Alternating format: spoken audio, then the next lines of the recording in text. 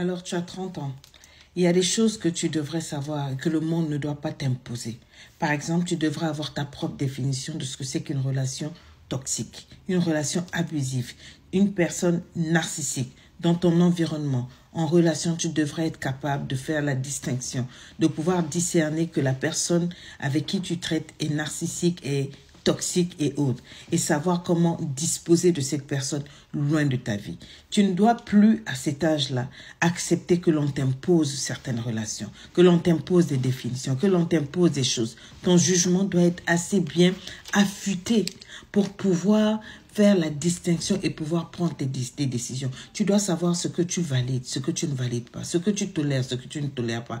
Te laisser abuser par un homme narcissique, c'est une chose que tu ne peux plus faire. À 30 ans, on ne se laisse pas aller dans des relations sans queue ni tête, où tu tournes comme dans un carrefour sans savoir où tu vas, avec une personne qui te manipule, qui te contrôle, qui te dit quoi faire, qui te dit quoi ne pas faire, quoi manger, quoi ne pas manger, quand respirer, quand ne pas respirer, quoi porter, quoi ne pas porter, tes amis, tes relations, ta famille, c'est-à-dire c'est cette personne qui dicte tout. À 30 ans, une femme doit être assez aguerrie pour ne pas tomber dans ce genre de relation-là. J'espère que c'est clair. Quand on a 30 ans, on estime que tu es mature, vacciné, et que tu as eu le temps de te faire tes propres décisions. Est-ce que tu comprends? Ça, c'est quand on a 30 ans. Tu as 30 ans. Tu dois avoir appris comment ne pas te présenter en femme désespérée.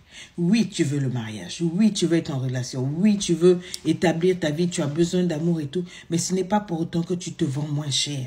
Ce n'est pas pour autant que tu te livres au premier venu. Ce n'est pas pour autant que tu te présentes en femme frivole, sans valeur et tout et tout.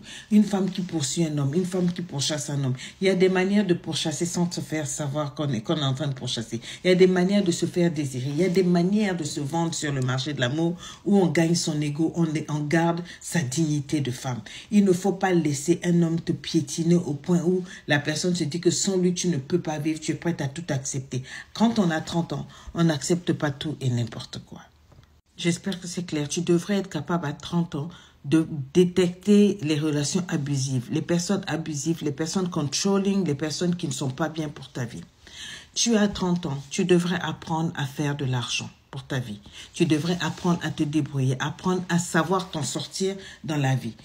Faire un petit business, placer tes CV par-ci par-là pour chercher du travail. Tu devrais maintenant savoir comment faire pour avoir des revenus. Peut-être que tu vas rentrer dans les tontines, peut-être que tu vas aller dans des investissements, peut-être que tu vas prendre un crédit pour faire cela. Bref, tout ce que tu peux trouver à faire sur cette terre pour avoir tes petits revenus et ne pas dépendre de qui que ce soit, être indépendante financièrement. À 30 ans, tu devrais le savoir. Tu devrais savoir comment faire pour t'en sortir.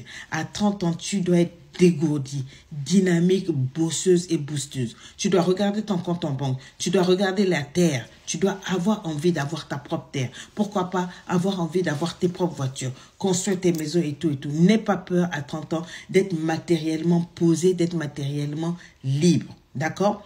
Quand on a 30 ans, on choisit bien ses copines. On choisit bien son entourage. On évite les copines papato. Les copines qui sont toujours dans les buzz, les polémiques, les critiques, les calomnies, qui t'entraînent dans la salissure, dans la boue. Ça, ce sont des personnes que tu ne peux pas fréquenter. Quand tu as 30 ans, tu es déjà mûr. À 30 ans, tu penses différemment par rapport à ta vie.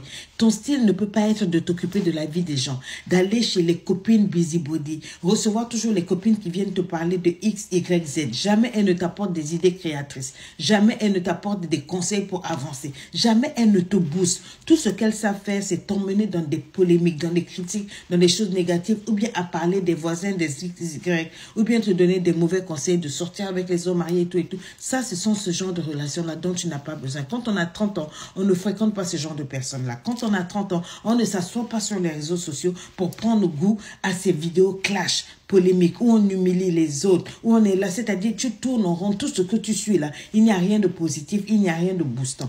À 30 ans, tu devrais passer beaucoup de temps sur YouTube et Google sur des vidéos d'apprentissage pour apprendre à te cultiver, devenir une as dans la culture générale. Ça, c'est ce que l'on fait quand on a 30 ans.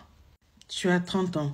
Tu devrais te connaître assez pour savoir comment est-ce que tu réagis. Tu devrais te connaître très bien. Quelles sont tes faiblesses? Quelles sont tes forces? Quelles sont tes opportunités? Quelles sont comment on appelle tes forces, tes faiblesses, tes opportunités?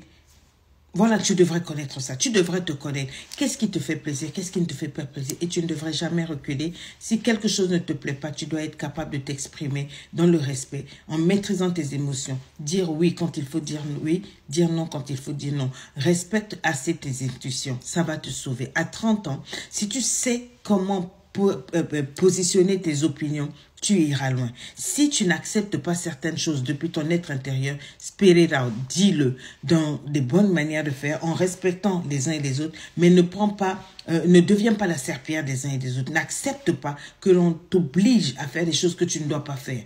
Tu as 30 ans. Si quelque chose ne te convient pas, tu dis non, ne t'implique pas. Si quelque chose te convient, vas-y avec la force que tu as. Tu as 30 ans, tu devrais connaître ton corps. Tu as 30 ans, tu devrais connaître tes zones érogènes. Tu devrais te connaître parce qu'aujourd'hui, les hommes sont devenus très égoïstes. Très égoïste, surtout même au lit. Si tu ne te connais pas, tu seras une femme frustrée et aigrie, amère, et tu vas casser tout dans la maison et casser même ton travail. Parce que tout simplement au lit, tu n'es pas satisfaite. Quand tu as 30 ans, tu connais très bien tes zones érogènes. Tu connais bien tes parties intimes, ton vagin. Déjà savoir le nettoyage, le côté hygiène. Mais au-delà de ça, savoir ce qui te fait plaisir pour que quand un homme ne te satisfait pas, tu saches comment le guider ou bien comment en parler. C'est de ça qu'il s'agit.